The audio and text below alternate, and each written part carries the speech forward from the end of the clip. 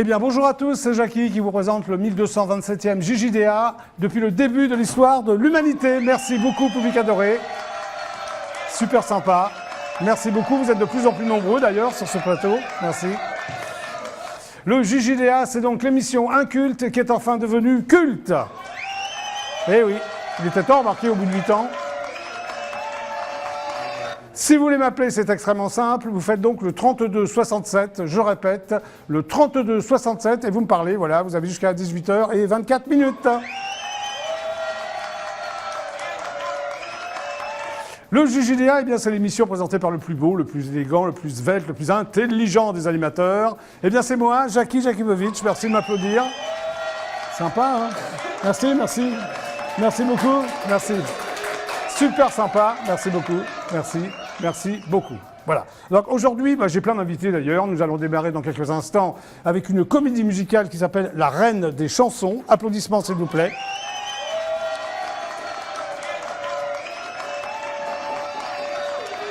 Ensuite, avec une pièce de Lorca, vous connaissez Lorca, hein, voilà. La pièce s'appelle Amour de Don Perlin Pimpelin avec Bélise dans son jardin. Applaudissements s'il vous plaît à la Manufacture des Abbesses.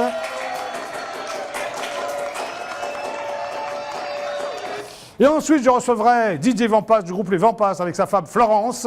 Bon, il a fait des infidélités aux Vampas, je crois qu'il y a ses deux fils dans le groupe.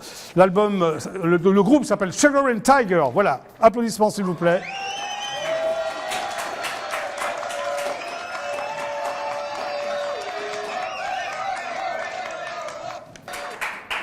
Et voici donc mes autres invités, les trois comédiens. Hop, Amour de Perlin Plein Pain, c'est ça? Perlin Plein, Perlin Plein. Voilà, hop. J'ai deux micros pour toi, mais on va se débrouiller. Venez. Avec. Oui, vous jonglez avec, hein, voilà. Non, mais la fille est beaucoup trop loin de moi. On l'approche. On l'approche. Voilà. Elle est plus proche. Donc, ça s'appelle Amour de Don Perlin Plein, oui. Avec Bélise dans son jardin, Alléluia érotique de Lorca. De Lorca. Voilà, hop, applaudissements, s'il vous plaît. Hop là. Merci. Ah, attends, on voit pas l'affiche là. Voilà. Voilà, là on la voit mieux. Ah, oui. Voilà. Donc c'est la Manufacture des Abbesses. Tout à fait. Les jours, les heures. Alors, du mercredi au samedi à 19h, voilà. À la Manufacture des Abbesses, métro Pigalle ou Abbesse. Tu parles très très bien. Merci. Toi aussi, remarque. Bon, donc. Heureusement. Donc, vous êtes trois. Enfin, il y a deux comédiens et une comédienne, c'est ça? Tout à fait. Mario, Jonas, Thomas Lopez, c'est qui? C'est toi? C'est moi. D'accord. Jean-Philippe Marie. C'est moi, bonjour. Bonjour Jean-Philippe. Donc je conclus que toi c'est Eleonora Rossi. Eleonora Rossi. Oui. Alors la pièce se joue en français ou en espagnol surtitré, c'est ça? C'est ça, mais aux Abbesses, on joue, à la Manufacture, on joue que en français. Oui, vous êtes tous d'origine espagnole, peut-être pas toi? Non, pas du tout, non, moi je suis... tu es français pur jus? Ouais. Toi tu es d'origine espagnole? D'origine espagnole. Et toi-même? Italienne. Italienne, toi tu es italienne. Oui. Oui, même je suis espagnol, pas seulement d'origine. Ah oui, tu es espagnol. Voilà. Bon, ok.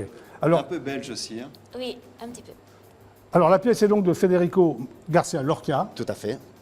En 1928, il l'a créée en 1928. Est-ce que c'est une œuvre importante de Lorca? Oui, c'est une pièce où Lorca se dévoile. Oui. Et en fait, il l'a écrit un peu avant. Et il l'a travaillé pendant plus d'une dizaine d'années. Oui. Et il y a plusieurs pièces, plusieurs fragments qui ont été récupérés. C'est un peu long quand même de raconter. Oui, mais il faut le raconter quand même. Il faut le raconter quand même. Les téléspectateurs regardent. Donc, c'est une pièce qu'il a beaucoup travaillé dessus et où il se dévoile complètement. Complètement. Vraiment. Sinon, c'est un garçon plutôt discret. Lorca, qu'est-ce que t'en penses? Oui, plutôt discret, mais vas-y Mario, vas-y, explique. Non, il n'était pas du tout discret, mais il était surtout musicien. Il était musicien. Musicien, okay. Poète et dramaturge. Alors, il y a amour non convenable, amour condamné et amour interdite. Oui. Alors, pourquoi amour non convenable? Non convenable parce qu'il s'est mal vu par les voisins, il paraît. D'accord, donc très bien. Lui, il avait un problème personnel. Enfin, c'était pas un problème à lui, c'était un problème de ses voisins. Oui. Donc c'était quelqu'un qui aimait les hommes. C'était un homme qui aimait des hommes. Oui, et donc homosexuel, mais c'est pas un problème. C'est pas un problème. Mais pour les voisins, oui. Et à l'époque, encore plus que maintenant, dans la Grenade des années 20, 30. Donc pour lui, c'était très difficile d'assumer qu'il ne pouvait pas vivre ouvertement son amour. D'accord. Amour condamné? Jean-Marie, Jean-Philippe, oui. Jean-Philippe, pardon. Amour condamné. Non, oui, c'était sous Franco surtout. Oui, voilà, c'est ça. Donc, c'était avant Franco, 1927-28. Sous l'oppression d'un dictateur, quoi, un tyran. D'accord. Donc l'amour condamné, aimer un homme, du coup, ça peut être très grave. On peut à l'époque, il pouvait se faire fusiller en Espagne Complètement, oui.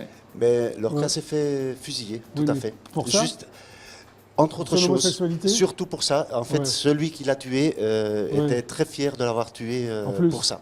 C'est une horreur. C'est une horreur, tout à fait. Donc, le pitch, Dom Perlimplan. Mais on ne parle pas que de ça. Oui, je sais. Voilà. Alors, Dom Perlimplan, donc il y a 50 ans, ne pensait pas au mariage avant que sa servante ne lui impose. C'est ça, en gros, le pitch C'est ça. Bon, c'est donc avec la blanche Bélise, c'est toi? Non, c'est moi, Bélise. Ah, c'est toi, Bélise? Eh oui, c'est moi, Bélise. Ah, c'est toi? Ouais. Tu joues le rôle d'une fille ou... Voilà, alors je joue le personnage d'une femme en étant un homme. Oui.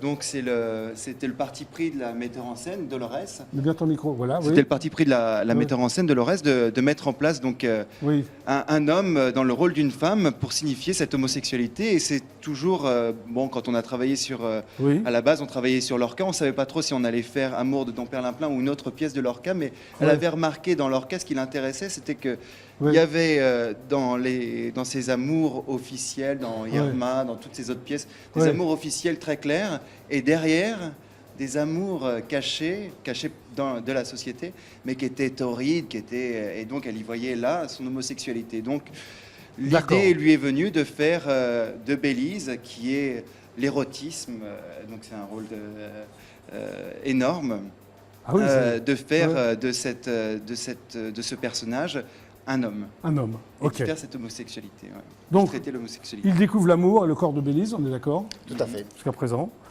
Ok. Et grâce à elle, donc, le monde se révèle d'une façon nouvelle pour lui, c'est ça? Enfin, il découvre un peu le monde. Il découvre l'amour, en fait. Il découvre l'amour, d'accord.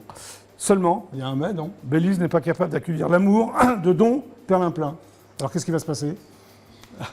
Il va se passer, une tragédie. D'accord. En gros, Bélise, donc Perlimplan fait croire à Bélise qu'il y a un jeune homme magnifique est intéressé à elle. Et elle, en lisant les poèmes magnifiques de cet homme, va tomber amoureuse de l'homme imaginé et créé par Perlimplan. Le pouvoir de l'imagination. Magnifique. C'est du Lorca, quoi. C'est du Lorca, c'est la métaphore. Voilà. La pièce est une ode à l'amour, c'est ça? Une ode à l'amour, tout à fait. À l'érotisme. À l'érotisme. Et à la poésie. Et à la poésie. Oui. On peut rajouter aussi que, donc, par rapport à cet amour pour Bélise, qu'a Perlimplan, c'est la découverte de quelque chose qu'il ne connaissait pas. Il était réfugié dans ses livres, et du coup, il se voit confronté à la réalité, au monde. Il voit le merveilleux du monde à travers Bélise. Et Bélise aime d'autres hommes. Et ça, ce n'est pas mal vu par la société. Ah, ça se complique, alors dis-moi. On a raté une petite chose, c'est que la nuit des noces avec Perlimplan, donc on la force évidemment à se marier parce que c'est une femme dans les années 20, donc on est toujours dans le même sujet. On la force à se marier, donc la nuit des noces, elle trouve rien de mieux que de coucher avec 5 hommes des 5 continents. 5 hommes? 5 hommes. Il se passe des trucs, hein. Le jaune, le noir, l'Indien, le nord-américain. Chez Lorca, il se passe des trucs. C'est une allégorie, bien sûr, c'est très fort. Et c'est vrai que quand Perlimplan s'en rend compte, et du fait qu'il est vieux et qu'il a cette expérience de la vie et des choses, il l'accepte. D'accord. Il accepte qu'elle puisse ne pas l'aimer, étant donné que lui, il l'aime. Et c'est à partir de là qu'il va créer ce personnage fictif, un peu à la Cyrano de Bergerac, et qui rend vraiment cette pièce, qui lui donne une poésie et une interactivité avec le public superbe. Alors la scène se divise en 2 univers. Quels sont ces 2 univers? Les 2 univers, la scène on parle de mise en scène. Oui, la mise en scène, j'ai lu ça. Les comédiens, les 3 comédiens et aussi les marionnettes. Voilà, je voulais en venir là. Il y a des marionnettes en plus. Alors, les marionnettes symbolisent ce que l'auteur s'interdit de dire, c'est ça?